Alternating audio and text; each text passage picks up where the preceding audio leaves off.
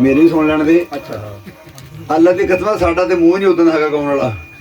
ये पिछले रागी सीगे जो बाबे फैले कहना पर रागी एक दिन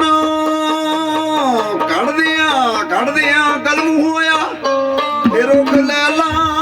दे विच ख्याल मजनू कलम डिग पई उंगली कलम हो गई जिनारा जट्टा ਰਿਹਾ ਵੀ ਉਸੇ ਹਾਲ ਮਜਨੂ ਲੈਲਾ ਆਖਦੀ ਖੂਨ ਵਿਆਹ ਵੈਂਦੜਾ ਵੇ ਤੂੰ ਪੁੰਜਦੇ ਹੋਸ਼ ਸੰਭਾਲ ਮਜਨੂ ਉਹ ਕੀ ਕਹਿੰਦਾ ਨੀ ਤੈਨੂੰ ਦੇਖਾਂ ਕਿ ਆਪਣਾ ਆਪ ਦੇਖਾਂ ਟਾਈਮ ਰੋ ਪਿਆ ਦਰਦਾਂ ਦੇ ਨਾਲ ਮਜਨੂ